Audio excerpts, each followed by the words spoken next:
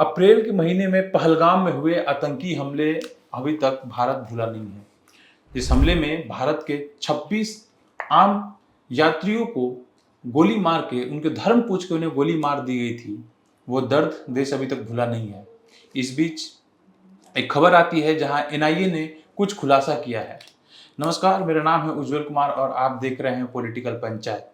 हम आपको पूरे वीडियो में बताएंगे कि पहलगाम हमले का गल्फ कंट्री और जो मलेशिया है इससे क्या कनेक्शन है।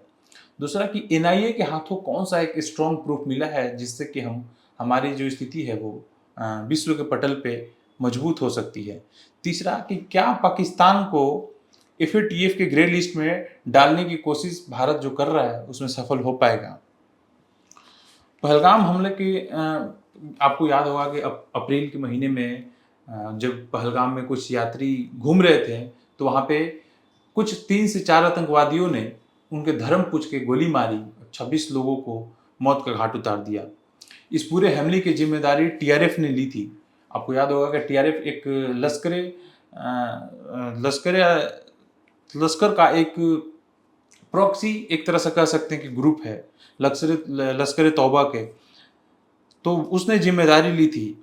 इसी बीच में जो एनआईए है वो लगातार जांच कर रही है। पिछले कई महीनों से कई रिपोर्ट सामने आए हैं जिसमें कि इस मामले की पूरी जांच करके और पूरी तहकीकात करके जड़ तक पहुंचना चाह रही है कि आखिर क्या है मामला, कैसे कैसे इसका षड्यंत्र बनाया गया और जो 3 आए थे उसके अलावा और कौन से आतंकवादी हैं जो पीछे छिपे हैं। वो 3 तो टुटपुजी आतंकवादी थे। इस दौरान एनआईए ने 436 फोन कॉल को ट्रेस किया।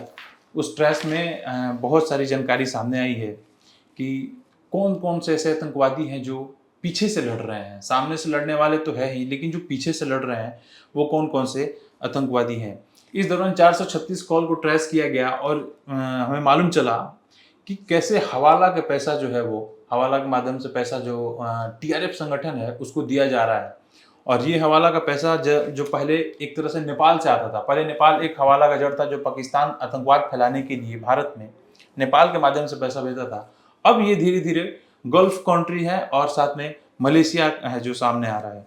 सजाद अहमद, फोन कॉल के दौरान मालूम चला कि सजाद अहमद नाम का एक व्यक्ति जो मलेशिया का है, मलेशिया का मूल नागरिक है या नहीं है, या फिर पाकिस्तान का नागरिक है जो मलेशिया में रहता है, अभी इसकी जानकारी एनआईए ने नहीं दी है। बट सजाद अहमद नाम का एक व्यक्ति जो मलेशिया में रहता है वो टीआरएफ का पूरा द रेजिस्टेंस फ्रंट जो आतंकी संगठन है जिसने जिम्मेवारी ली थी पहलगाम हमले की, उसका पूरा ट्रांजैक्शन मैनेज करता था।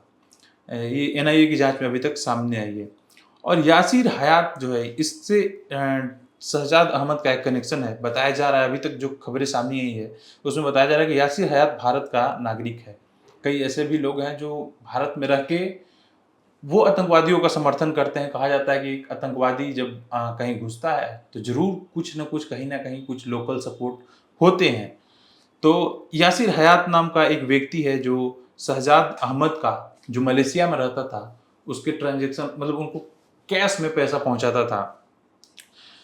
एनआईए ने ये जांच में पाया है कि 9 लाख फंड जो है वो यासिर हयात ने रेज किया है टीआरएफ के लिए, 9 लाख फंड। और ये सारे पैसे ये दोनों मिलके, एक आतंकवादी था सफात वानी नाम के, सफात वानी को ये पैसे पहुंचाया जाता था। सफात वानी शायद पाकिस्तान का है, तो उसको ये पहुंचाया जाता है। और ये दोनों जो सफात वानी है और यासिर हयात, ये दोनों भी ये जांच में सामने आया है कि कई बार मलेशिया, 1 या 2 बार मलेशिया गए हैं। हालांकि अब ये दोनों आतंकवादी जो है, दोनों जो लोग हैं, एक तो शायद पाकिस्तान के, भारत के, अभी पूरी जानकारी नहीं दिया है, तो ये शायद भारत से बाहर रह रहे हैं। भाई भारत में तो ये लोग नहीं रह रहे हैं, लेकिन ये तो प्यादे हैं, ये टुटपुजी लोग हैं। इन्हें पुलिस इनके आका को खोज रही है। ये सब जो प्रूफ है वो इकट्ठा अभी तक कर लिया है कि ये ट्रांजैक्शन हुआ है। लेकिन हालांकि इसमें ये मालूम करना है कि जो 9 लाख फंड इन दोनों ने, जो सफात वानी को दिया गया था, यासिर हयात ने जो फंड रेज की थी और जो सजाद अहमद तक पहुंचाया था, ये पूरा फंड जो पैसा जो है, क्या वो पहलगाम आतंकी हमले में इस्तेमाल किया गया है? नहीं, अभी तक इसकी जानकारी सामने नहीं आई है। या हो सकता है कि एनआईए के पास सामने आई हो, अभी मीडिया में उन्होंने इसकी जानकारी किसी को कुछ दिया नहीं है। बहुत सारा जानकारी जो है वो गोपनीय रखा जाता है। इन सारे प्रूफ इकट्ठा करने का मकसद है भारत का कि भारत सबसे जरूरी है पाकिस्तान को एफएटीएफ के ग्रे लिस्ट में डालना। आपको याद होगा कि पहले एफएटीएफ की ग्रे लिस्ट में था और फिर उसके बाद से ग्रे लिस्ट से बाहर निकाल दिया गया है पाकिस्तान को। ग्रे लिस्ट में रखना जरूरी है ताकि जो फॉरेन फंडिंग होता है, जो वर्ल्ड बैंक हो गया या फिर आईएमएफ हो गया, इनके द्वारा जो पैसा दिया जाता है पाकिस्तान को, पिछले साल आपको याद होगा पिछले 2-3 महीना पहले $7 बिलियन जो है वो आईएमएफ ने पाकिस्तान को दिया था, तो उसको कैंसिल कराना सबसे बड़ा मकसद है भारत का कि कैसे भी करके पाकिस्तान को हम एफएटीएफ के ग्रे लिस्ट में डलवाएं हम। तो ये खबर थी जो एनडीटीवी की रिपोर्ट के मुताबिक ये सारा खबर जो है वो सामने आया था और वही हम आपसे साझा कर रहे हैं। आपको याद होगा कि पहलगाम में किस तरह से आम नागरिकों को धर्म पूछकर गोली मार दी गई थी और ये मामला जो है वो देश अभी तक भूला नहीं है। एनआईए इसकी जांच में लगी है। हम उम्मीद करते हैं कि जांच पुख्ता हो और अच्छे सबूत के साथ हम एफएटीएफ में दे। एफएटीएफ के पास में एक स्ट्रॉन्ग सबूत जानी चाहिए, तब वो किसी को ग्रे लिस्ट या ब्लैक लिस्ट करता है। अगर स्ट्रॉन्ग सबूत नहीं जाएगा तो वो ग्रे लिस्ट में नहीं करता है। आपको याद होगा कि बहुत दबाव बनाने के बाद एफएटीएफ ने 1 से 1.5 महीने के बाद जो है वो पहलगाम हमले को कंडेम किया था।